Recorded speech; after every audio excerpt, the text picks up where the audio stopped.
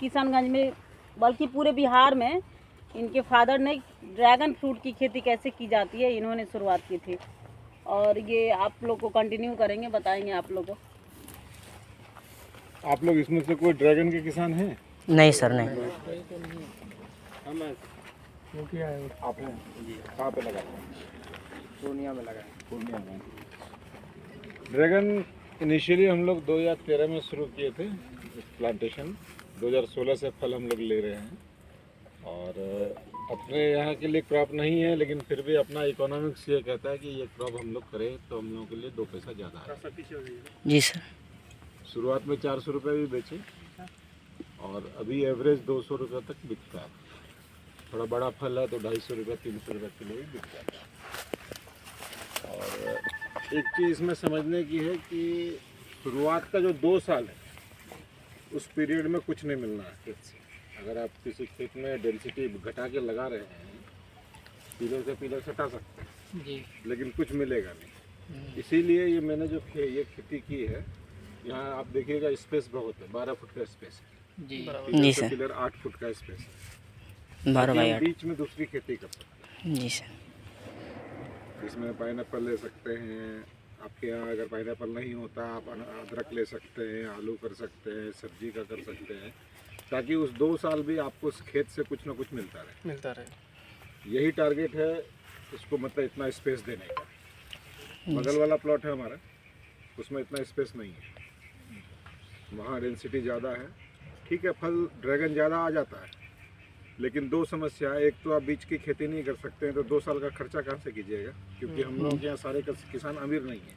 जी sir. हम लोग किसी तरह अपना गाड़ी चला रहे हैं। जी सर। जी। हमारे में से आधे ऐसे किसान हैं जिनको खाद का पैसा के लिए ब्याज पे पैसा लाना पड़ता है। बराबर सर। बीज खरीदना है तो ब्याज पे पैसा लाना है। अपने घर में बहुत कुछ नहीं है, नहीं है। तो एक तो वो समस्या आपकी कम हो जाएगी। दूसरी क्या है कि बीमारियां ट्रांसफ़र नहीं होगी। पिलर अलग रहेगा, बीमारियां ट्रांसफ़र नहीं होगी। पिलर सटा हुआ रहेगा, गांठ से गांठ सटा रहेगा, तो बीमारियां ट्रांसफ़र होगी। इतने दिन तक बीमारी नहीं आई थी, पिछले साल से बीमारी आई है फंगस की और कैंकर की। और उसका ये जो कोई है सर बीमारी है ना, ये बिल्कुल ये भी बीमारी है, ये फंगस है। कैंकर में पूरा धब्बा हो जाएगा, और उसका अभी तक कोई इलाज नहीं है। सिंपल काट के खेत से बाहर करते हैं, खेत में भी नहीं रखना। ये एक भूल से यहाँ पे पीछे देखिए खेत में रह गया, लेकिन ये खेत में नहीं रहना चाहिए, क्योंकि ये इसका रस भी जाएगा ज़मीन में। ये ज़मीन से भी ट्रांसफ़र होती है, हवा से भी ट्रांसफ़र होती है, और गांठ से गांठ सटता है, उससे भी ट्रांसफ़र होती है। इसीलिए अभी तक एक ही उपाय है, काट के फिर करना। और अच्छा इकोनॉमिक्स है। अगर आप 12 फुट बाय 8 फुट में लगाते हैं तो फल भी अच्छा आएगा, प्लस अपना जो बीच का स्पेस है इसमें आप दूसरा भी कर सकते हैं। सब्जी की अच्छी खेती कर सकते हैं, बाकी और भी जो आपके यहाँ फसल होती है वो भी कर सकते हैं। नॉर्मली एक पिलर पे 4 प्लांट लगेंगे, नीचे से ऊपर तक सिंगल प्लांट लेके जाना है, मतलब 4 ही प्लांट लेके जाना है। इस बीच में जो भी आएगा उसको काट देना। जैसे ये जो छोटा छोटा कटा हुआ है, ये पिलर के नीचे आ गया है। जैसे आप देखिए यहाँ से कटा है, यहाँ से कटा है, यहाँ से कटा है, यहाँ से कटा है, ये सब इसको काट देना है। तो थाली मल्ली जैसा होता है, जितना ऊपर जा करके जो बनेगा उसको रखना है। मैन पेड़ को हाँ, पिलर के नीचे वाले में बहुत से किसान ले लेते हैं। जी। फल भी हो जाता है, ऐसा नहीं है फल नहीं होता, लेकिन सबसे बड़ी समस्या क्या है कि आपका गाछ तो बना नहीं, आप नीचे ही उसका फल ले लीजिए, बच्चे लेकर के बच्चे। हाँ, तो वो बाद में आपको जा करके आपका यील्ड कम होगा, आपकी उपज कम हो जाएगी, ये प्रॉब्लम बाद में आती है। तो अच्छी प्रैक्टिस यही कही जाती है, नीचे से ऊपर तक काटते हुए जाइए, ऊपर जाके छोड़ दीजिए। ये हमारा सबसे पहला इसी डिज़ाइन पे लगाए थे, ये हम लोग इसमें फेल हुए, आंधी में गिर गया। उसके बाद हमने वो वाला सिस्टम कर दिया, आप देख लीजिए बगल में टायर का हाइट यही रहना चाहिए। ये हमारा पुराना सिस्टम है, हम एक बार में तो सारा नहीं बदल सकते, जो जो आंधी में गिरता है उसको बदल दें, क्योंकि एक बार हम गाछ बदलेंगे तो पूरा फिर हमको 1-1.5 साल फिर लग जाएगा, इसीलिए हम उसको छोड़ सकते हैं। लेकिन जहाँ जहाँ टूटा है हमारा, उसको हमने बदल दिया। ये तेज पत्ता, ये तेज पत्ता, ये एक अभी ये मेरा एक्सपेरिमेंट है, अभी हम इसको बता नहीं पा रहे हैं। लिशीरिया बोल एक पौधा है जो हमने लगाया है कि अगर इससे सहारे कुछ फ़ायदा मिलता है, क्योंकि हम लोग ऑर्गेनिक खेती करते हैं, मतलब कोई यूरिया डीएपी पोटाश नहीं डालते हैं, तो इसके ये नाइट्रोजन फिक्सिंग के लिए हम लेके आए हैं। अगर इससे हमको नाइट्रोजन फिक्सिंग हो जाता है तो मेरे लिए जो यूरिया देने का जो काम है वो इससे हो जाएगा। मतलब अपने खेत में कोई यूरिया डीएपी पोटाश का कोई इस्तेमाल नहीं है, देसी गाय का गोबर और गोमूत्र उसी पे सारी खेती है। फायदा है कि आप जो किसान यहाँ पे यूरिया डीएपी या केमिकल खाद दे करके खेती कर रहे हैं, उनका फल पकने के बाद 3 दिन का लाइफ है। अपन जैसे बेच रहे हैं, कोई ज़रूरी नहीं ले जाके आज ही खा लो। अगर दुकानदार लेके जा रहा तो उसके लिए भी समस्या, 3 दिन में उसको बेच कर ख़त्म कर लेना। वही ऑर्गेनिक जो हम लोग करते हैं, ये देसी गाय के गोबर गोमूत्र से प्राकृतिक खेती में ये फल 7 से 10 दिन तक टिक जाता है। तो अब जैसे यहाँ से कोई बाहर लेके जा रहा है तो वो भी 3 दिन में खपत नहीं होगा, तो अल्टीमेटली फल सड़ेगा, बिक्री में दिक्कत आएगी बाद में। अगर आप ऑर्गेनिक में आते हैं तो 7 से 10 दिन फल आपका चलता है। ये भी क्योंकि इस फल की लाइफ बहुत ज़्यादा नहीं है। अगर आप केमिकल खेती से करते हैं तो 3 दिन, और अगर आप इसमें प्राकृतिक खेती में करते हैं तो 7 से 10 दिन। और ड्रैगन फल जो है सर हमारे उधर ज़्यादा उपज उपलब्ध मिलता नहीं है। लेकिन क्या है कि कंटिन्यूएशन में जो है ना, कंटिन्यूएशन में क्यों नहीं आता है कि आप जैसे गोबर डाले आज, इतने दिन से तो गोबर खाए नहीं खेत, बाकी सब चीज़ खाता रहा, तो उसको एक नया आइटम मिला। अब आप सपोज कीजिए आप नॉर्मल दाल भात खा रहे हैं और दूसरे दिन आपको बीच में 1 महीना के बाद बिरयानी मिले, तो बिरयानी का असर शरीर में दिखाई देगा ना, तो उसी तरह होता है।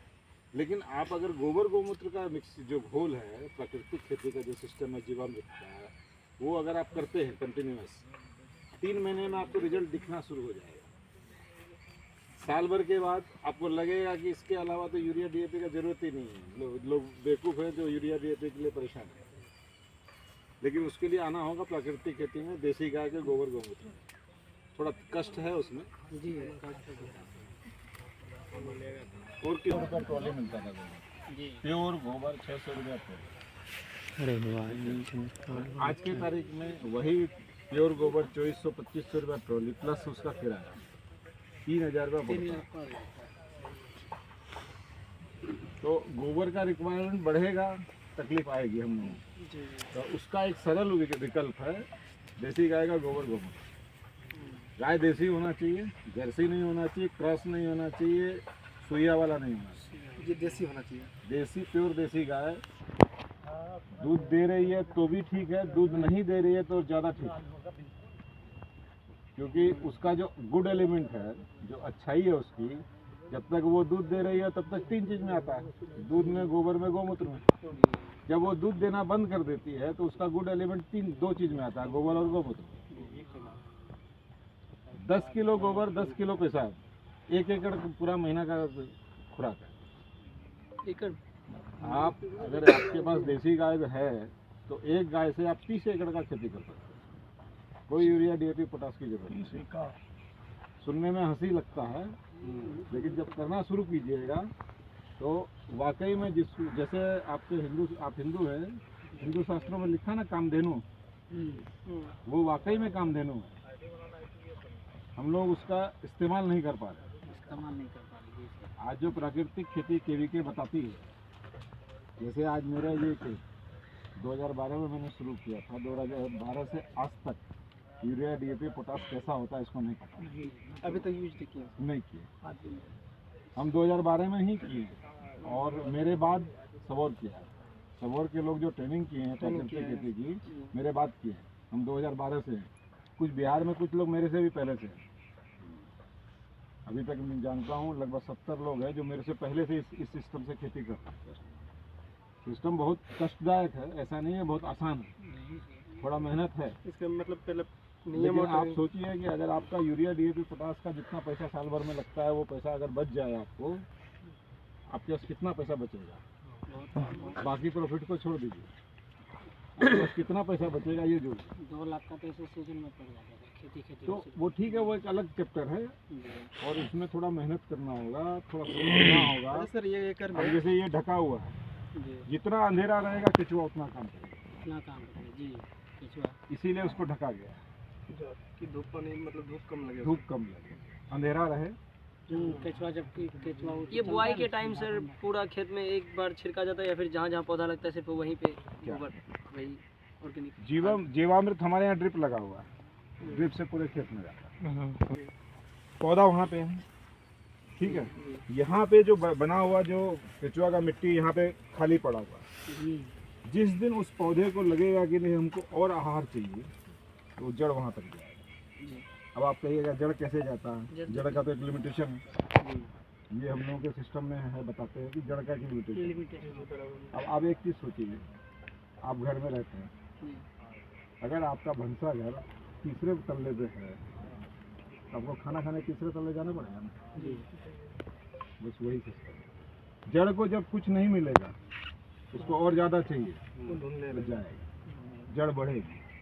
इसीलिए देखिएगा कहते हैं कि आम के पेड़ में पानी कितना देना चाहिए, कि कितनी दूर पे देना चाहिए, जहाँ पे 12 बजे उसकी छाया पड़ती है उतना बड़ा गोल बना करके गोल के बाहर पानी देना चाहिए। हाँ, पेड़ के तने के में पानी देना मना करते हैं सभी वैज्ञानिक, करते हैं ना। हम सब चारों तरफ से मेड़ बना के पानी दे देते हैं नहीं, जहाँ छाया पड़ता है वहाँ मेड़ बनाइए, उतना बड़ा मेड़ बनाइए, उस कैनोपी के 2.5 से 3 मीटर के अंदर जो दें पानी, उतना बड़ा बनाइए, वहाँ पे पानी दीजिए। वो पानी भी उसी पेड़ को मिलना है, दूसरे पेड़ को नहीं मिलेगा, जड़ से निकलता है क्योंकि उसको खनिज और जल की उसमें क्या होता है जड़ उतनी बढ़ती है, जड़ उतना मजबूत हो, जितना फैलेगा उतना मजबूती हो। वही सिस्टम इसमें भी है। जैसे ये मेरा ड्रिप लगा हुआ है, हर 40 सेंटीमीटर पर छेद है, तो हर छेद पे वो पानी गिरता है, वहाँ पे मेरा सिस्टम बनाया हुआ पूरा गोबर गोमूत्र का, वहीं से ड्रिप से आता है। वैसे आप पूरे चाहे तो पूरा खेत में छीट सकते हैं, आप चाहे तो पौधे के बगल में दे सकते हैं, अगर आपका छोटा खेत है पौधे के बगल में दे। ये सर फलाना कब शुरू होगा?